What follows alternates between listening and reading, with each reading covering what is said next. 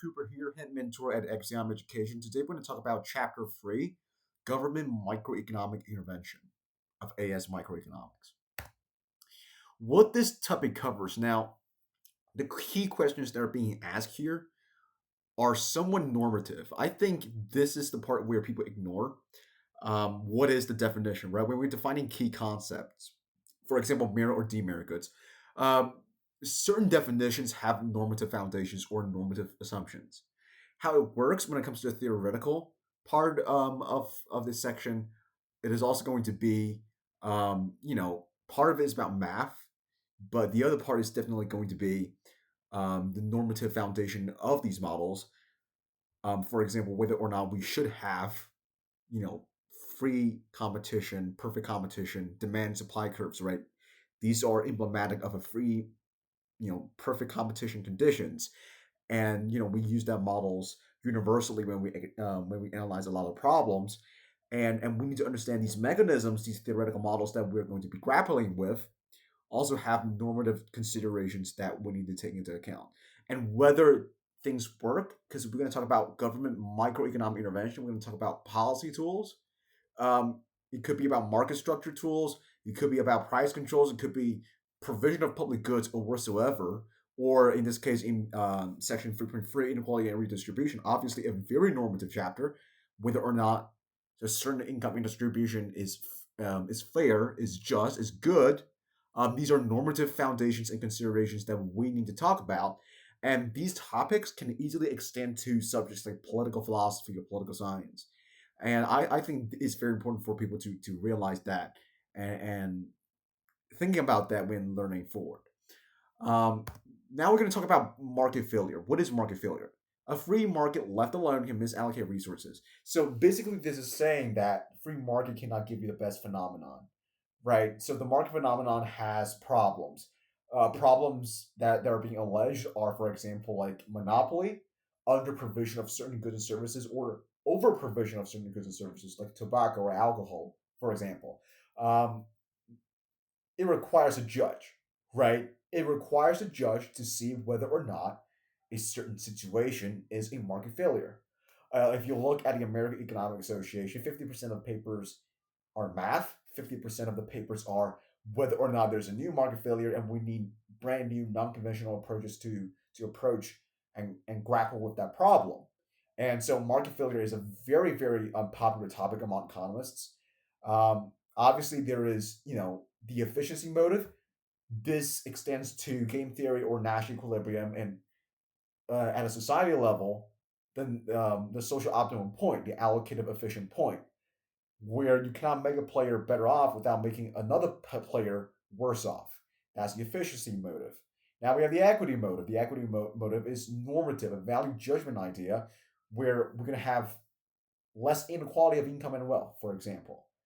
These are about fairness questions, whether or not it is fair for Elon Musk to be a trillionaire, for example. That key distinction happens a lot in multiple choice questions, so keep that in mind as well. Right now, we're going to talk about public goods. I think we talk about public goods in the IGCSE economics course. I think many people knew what public goods are. And right now, it's just very simplistic, very straightforward. It's just non-excludable and non-rival conditions of public goods. And because of the free rider problem, you're not going to have a corporate or private provision of that public goods, which requires direct provision from the government. Examples here listed here are not like perfectly pure public goods, but they are very close to the characteristics that we listed right there. For example, flood defenses, street lighting, and whatsoever. Now, one thing I would like to add is that, for now it is good, but if you want to dive deeper into the topic of public goods and collective action theory, I think a very good introduction would be Olson. He's a public choice economist. He works in a section between the intersection of political science and economics. And it's about, in what group scenarios where public goods will actually be provided. For example, there are three different groups. The number one is privileged groups. Take interstate, for example. Let's say I have an interstate highway system, and the biggest trucking company, transportation company, needs well-maintained highways in order to transport goods from point A to point B, right? And they will be the biggest beneficiary if the roads are being well maintained. And in that scenario, that big trucking company, that transportation company, is going to have a strong incentive, regardless of the free rider problem, regardless of whether or not it will bring the immediate revenue. It will have a strong incentive to contribute, to donate to the infrastructure scheme and make the roads better. And everybody else are free riders, right? There is a free riding problem, but that doesn't mean the public goods are not being provided. Same thing with flood defenses. We can say, okay, this city, right? It is an industrial city that's controlled by Samsung. Samsung basically controls city after city. All the jobs, all the factories owned by Samsung, and now there's a flood threat. There's a threat because there's a possible flood, and obviously Samsung wants to protect its factories, its profits, its establishment, and it will contribute to flood defenses. That's a privileged group. The second group will be intermediate group, where we have a few dominant players, but there is no guarantee that public goods will be provided because there isn't a strong incentive to do so. It's about the power distribution of the players in that scheme as well. Um, the reason why in some scenarios of an intermediate group the public goods will be provided is because once a player withdraws from the scheme, it will create a discernible drop in provision of that public good. That's why through coordination in that scenario, public goods could be provided. Um, that will be the intermediate group. The the latent group, the last group, is the least promising group, where we have a lot of players and there's no way of monitoring one after another. I can withdraw from this game and you're not able to notice. And in that case, you need some external control or coercion, as Olson put it. External control, imposition of certain regulations to bring about that public good. Examples could be climate change, but there are debates whether or not the climate change issue is in the intermediate group because we talk about world governments, right? Around 200 governments, or whether or not that's in a latent group. So whether or not public goods will be provided without government, that's a debate. That's a question. But for now, you can talk about it. But in the evaluation, you can bring that up, and you can do more research about this topic. For example, for the EPQ topic, that will be good as well. That's all I have to say about public goods. Now, classifying goods by excludability and rivalry, I don't want to talk about it too much. Just remember this chart. That's how you classify it. Do well in the multiple choice questions. These are stupid questions that you have to get them right in order to get a star whatsoever. So yeah, you need to remember these charts, practice them, practice the multiple choice questions.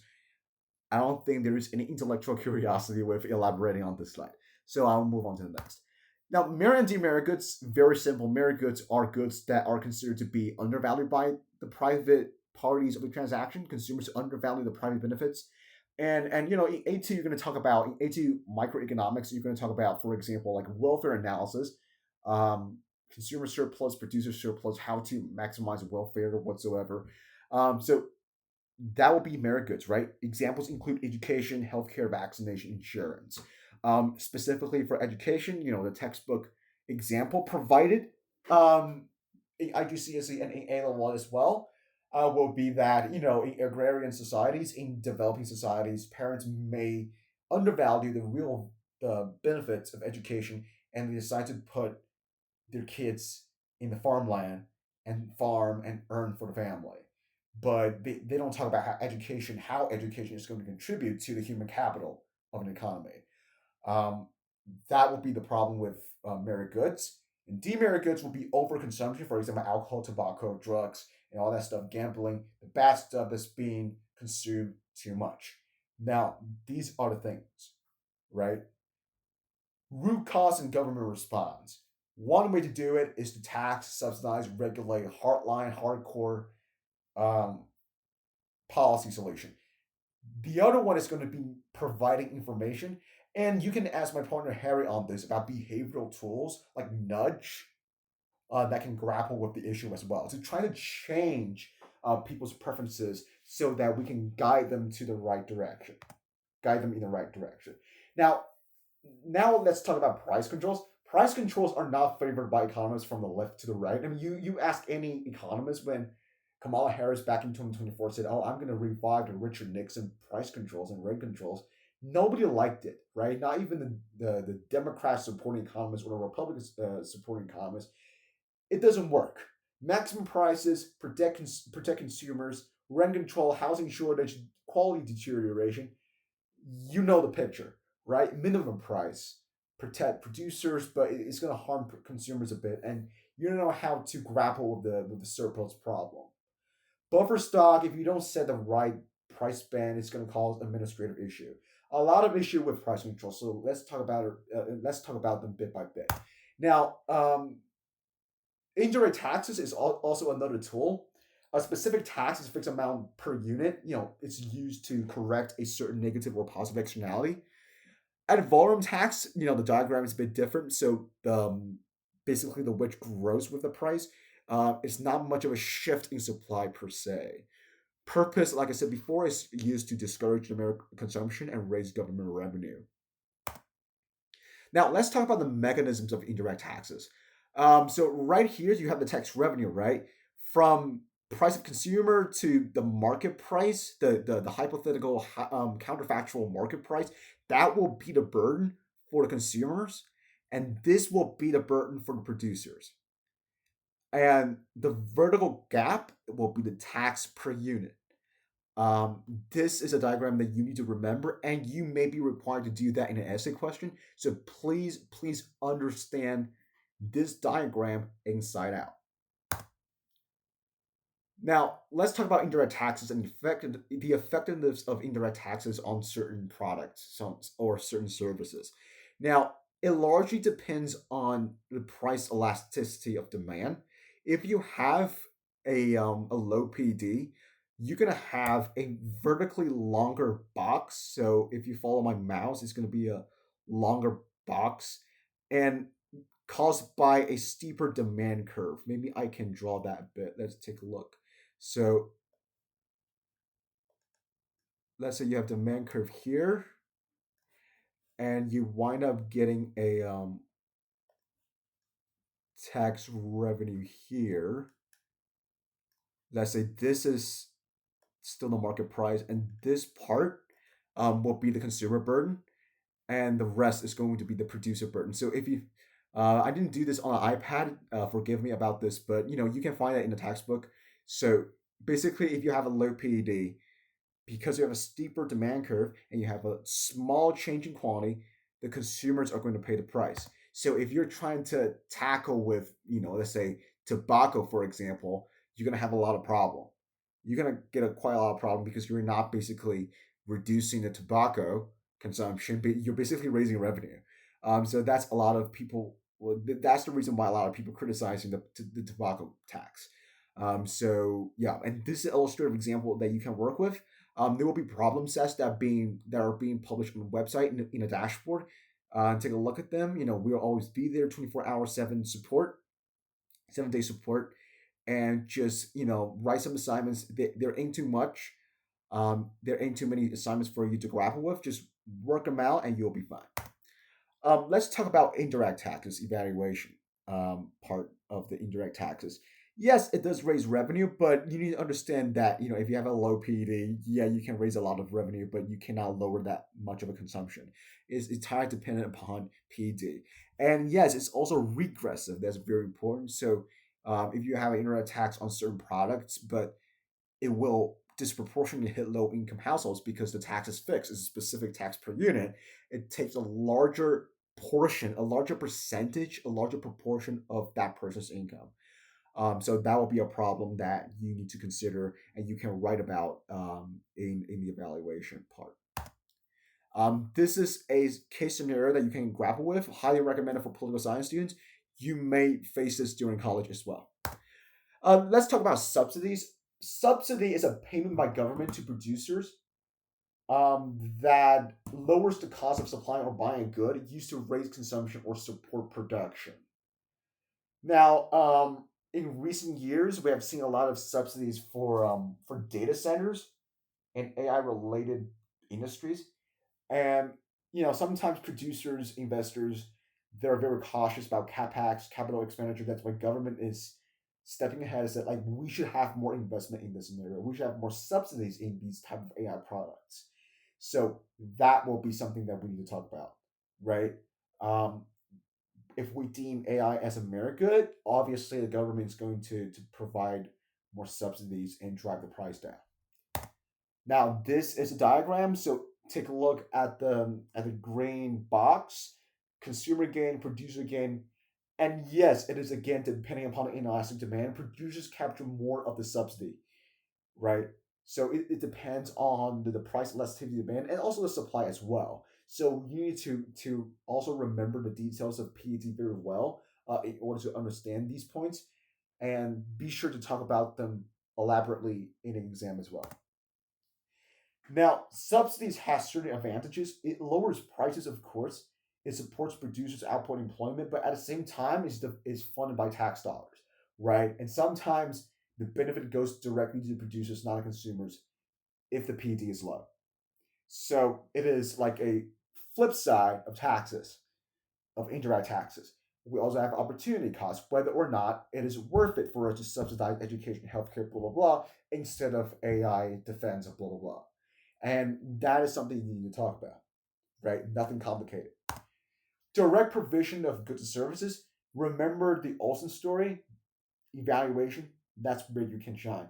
Now, government producer funds the goods directly and provides it. Sometimes it is public goods, and sometimes they are key merit goods, primary goods as well. For example, public transportation, right? High speed railway systems, or the underground system, the tube system, right? The national health services. Now, these mechanisms, they guarantee output to make sure that they're available for everyone at a low cost. So there's an equity and efficiency angle at this point. But there are certain limitations about this. First of all, we're gonna have inefficiency, right? Whenever we have nationalization or public ownership, you're gonna have problems with, let's say, corruption, let's say inefficiency, let's say, I don't know, the price signals, I don't know what is the right combination of capital goods that we should use for the production of that particular product. They don't know that because there's no incentives for private competition, and they're not incentivized to provide the better stuff, right? It is the public choice, like the Virginian School of Political Economy, which I specialize in, the assumption that somehow the central planners are omniscient and benevolent. There's no such thing as we're going to take that assumption for granted. There is no evidence whatsoever. It doesn't matter the nation, the country, the government. You cannot just assume the existence of benevolence and omniscience of the central planner. And there are theoretical benefits of them. We can draw a diagram and say, oh, okay, there's a missing market, and we can provide that for free from government. But we also need to understand human nature behind all of this. Now we're going to talk about maximum price. An example will be rent control. Back in the 1960s, they had rent control. Not only they had a shortage because it was obviously a an effective maximum price. The price was below the equilibrium, but at the same time, you're gonna have quality deterioration. The quality deterioration because the profits are so low, and there's no incentive for the landlord to keep up with the maintenance, with the housing. So some of the implications and repercussions are far beyond what this diagram can actually show. Right now we have the quantity supply here, we have the quantity demand here. Seems like the only problem will be shortage. Also, we also have problems with queues, waiting lists, black markets, and also quality deterioration as well. So you're not just going to talk about the shortage problem. There are also secondary effects, secondary consequences resulting from a maximum price. Advantages, limitations, I think I talk about that as well. Okay, you can curb monopoly exploitation of a high price, but to be honest, historically speaking, if you take a look at Standard Oil, when it had 90% of the oil market, it didn't really have a monopoly high price. I did the EPQ research on that. Like, you cannot apply that perfect competition monopoly model in reality. To be really honest, it is more about rent seeking, and companies battle with each other for market share, and they do that by paying a politician to start antitrust litigation and do the dirty work. So take these models with some caution. That that's the reason why I said, be careful with the normative foundations and the normative story behind these models. Limitations, I talk about, shortage, quality deterioration, rationing, black markets. Remember that, and talk about them in the evaluation part of the essay. Minimum price, same thing. An effective minimum price is going to be above equilibrium to cause a surplus. That will be a diagram, and you're going to see the quantity supply on the right, quantity demand on the left, and you're going to have a surplus.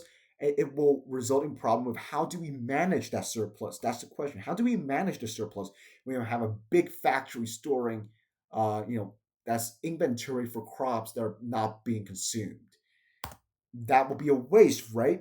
Storage, disposal costs, these are the problems. Resource misallocation, overproduction, higher prices for consumers can be regressive, right? So these are the problems with limitation, with a minimum price. And yes, you can reduce consumption of the American, but many cases in the cases of alcohol, they just put a tax, like an alcohol tax. So not much of a well, you can decrease consumption, possibly. But you're gonna have a black market as well. I mean, in the case of alcohol, when you have addiction, I don't think that surplus really holds. But anyway, these are the problems with minimum price. Now, the buffer stock schemes, it was very very popular during the FDR era, when they had a sharp decrease in farm prices, farm goods, agricultural goods, and they want to raise wages for the farmers, trying to lift the price level up, which is stupid because you don't have any production, and the only way to do is to grow out of it. And look, to be honest, personally, I don't think FDR had all the right economic plans. If you look at the unemployment rate and the disastrous results of the public works schemes, it was really not worth it. And if you take a look at the buffer stock scheme, like when we have good harvest, the agency buys and stores the surplus. Basically, the government, right? Good harvest, and poor harvest, the agency sells from the store. Um, I mean, yeah. So you need to have the right price band in order to have the system working. So yeah, you need to have the right price band, and sometimes the government doesn't have the price band, and this extends to the Austrian school of political economy, where they are not omniscient.